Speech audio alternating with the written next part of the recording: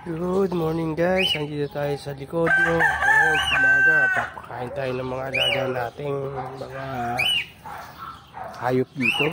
So, may bad news kasi ayan kung nakikita nyo, kahapon kasi parang naghihingalo na. Paangat-angat lang yung bago nating lalaki na breeder. Ito yung pangalo kong binili, buti nakakapisa na yung pinaris ko sa kanya. Problema, namatay naman na siya. Ngayon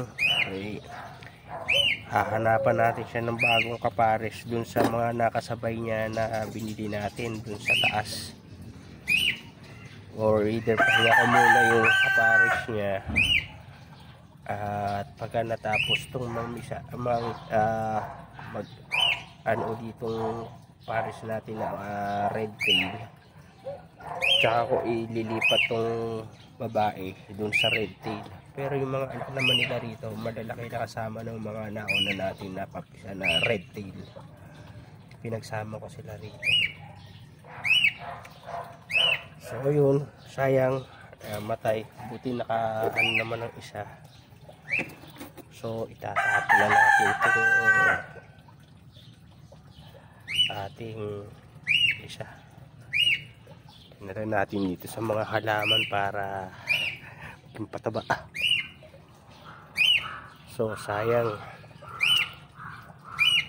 Kaya akala ko makakaanak pa naman siya. Hindi ko alam kung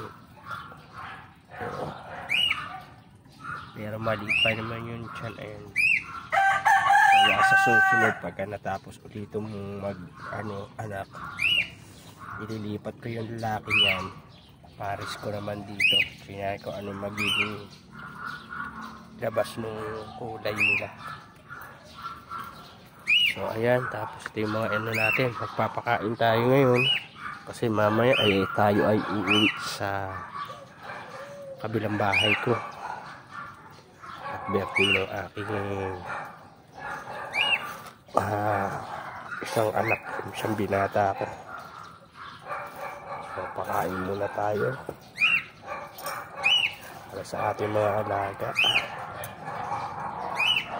So ayan sila, medyo maiwanan ko muna sila ng mga ilang araw na naman. So ito nga pala yung natin dito, guppies. Ayan sila. Pero parang nalulungkot sila dyan nung inilipat ko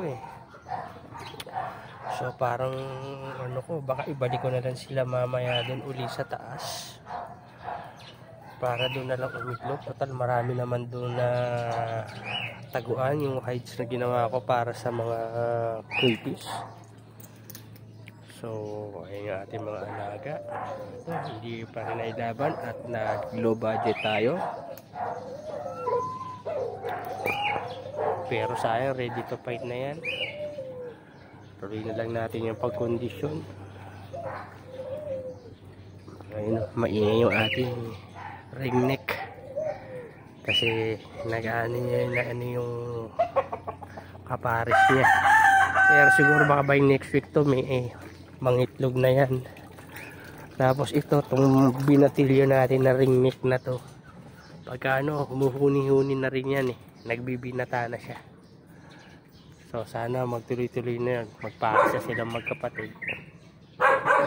Pero dito na muna guys ito para sa video na to, at aayusin ko muna sila para maano natin. Tapos mamaya magbibilik tayo dun sa kabilang lote dahil nandun yung mga natin bago tayo umalis.